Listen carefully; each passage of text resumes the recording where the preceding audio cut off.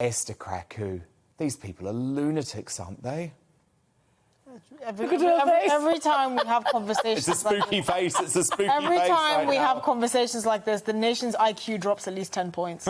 That's all I'm going to say. But, you know, nobody was offended by this. I think the Nobody complained. I think the National Scottish Theatre had to work really hard to find something to be offensive. And funnily enough, they've got more publicity over this than they have over everything else. So all their productions now get a little bit of publicity. But, you know, how can you be offended by a word if 99.9% of the nation never knew what it meant in the first place? And they said they used to call black pilots spooky. Why was that a derogatory term? I wonder, have they actually explained why it was a derogatory term? I don't really know. But none of us knew it, and they've just resurrected this connotation that none of us knew about.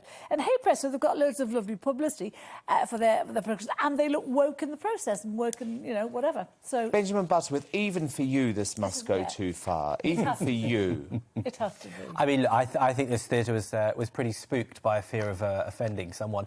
Look, no one knew.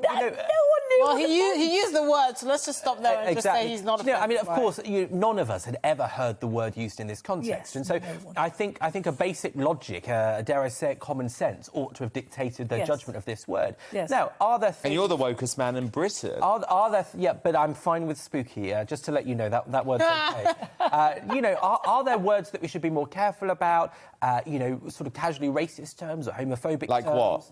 Well, I'm not going to use them, am I? Because then I'd be a hypocrite. But look, you know, there are terms in society that I think we'd be better off without. Right. But the problem with something like this is that I think you end up undermining the need to be more considered in other words. But Esther Krakue, the issue that I have is that we are now literally looking for offence. Yeah. We are terrified of complaints. words. We are terrified. Like, the idea of causing offence to someone now is so terrifying. It's not even... Like, how comfortable are we as a society? We have no problems. The number one thing you do not want to do, at risk of losing your job, your career in the process, basically, is to offend someone. So what a boring state we're now asking people of colour to be offended by this, and they weren't and wouldn't be, and it's just ridiculous. But you know, although maybe it's become more prominent as a question in recent years, you know, these broad questions are as old as mainstream, as mass media, right? You know, what was acceptable on television, you know, in the 70s, for example, would be widely accepted that some of those terms and some of those actions wouldn't be OK now. And so I think it's wrong to suggest that we haven't always had sort of sliding sand. But it's not an offensive word. I'm not saying the word spooky is. But where does it stop? But to use this to reject the whole debate about what is appropriate, as Esther just suggested, I don't think that's right. Because, oh my God. You know, I think a sophisticated, a decent society does think about how it treats its minority groups. Yes, but this is not about that. This is about the erasure of language, Esther. The whole nation has just dropped 10 IQ points.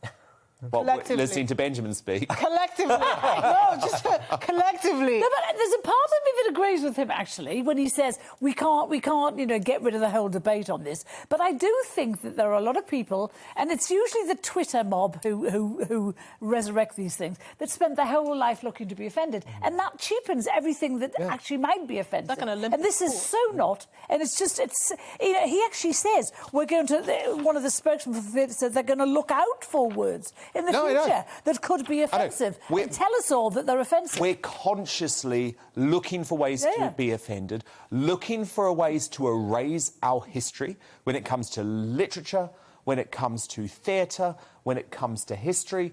And I, for one, am sick of it. So actually, do you know what? I'm going to use the word spooky lots more. Yeah. Spooky, spooky, spooky, spooky. There's nothing racist about it. Oh, but this is a spooky story. Well, I'm sorry, Benjamin. Someone's got to stand up for this stuff. Someone's got to stand up for the spookies. I mean, for our language. Words. You know, this has come just at a time to put the kibosh on Halloween for people. Yeah. Now no one knows whether they can use it on Halloween. Well, the people should use it. They absolutely. And believe me, Carole, those woke advertising agencies in London see a story like this and they send little memos around their offices and they say, never use the word spooky But again. this is now an industry. It is. There's an economy of people There that is an make money offence teaching industry. people, how not to offend someone, because by virtue of the colour of their skin, they will be offended Exactly. by this. And So you can look at this story as light-hearted nonsense, but actually, I view it as completely chilling, actually, because this is what is going to move from woke organisations like this into universities and then into the mainstream, because we see it happening, and you can just wait. In a few years' time, the BBC will say we can no longer use the word spooky. Maybe in a few months' time, a few minutes' time, knowing them, Carole. Honestly, trying to suggest there's some kind of secret woke spooks working behind the scenes to try and say in all these companies. I just. Do you know what I'm suggesting, that. Benjamin? I think people. Do you know what I'm are trying to be more suggesting? decent and tolerant. There's a woke war on words. And I'm suggesting you're wrong, and that's hyperbole and ridiculous. And actually, as a society, I think we have seen, and social media has done this, and the pluralism of TV and things and output of a culture has made us far more aware of different groups of people, and that's made lots of people be more considered. I wonder where you draw the line. Where would you actually draw? At what point would I'd draw the line before the word ridiculous? spooky.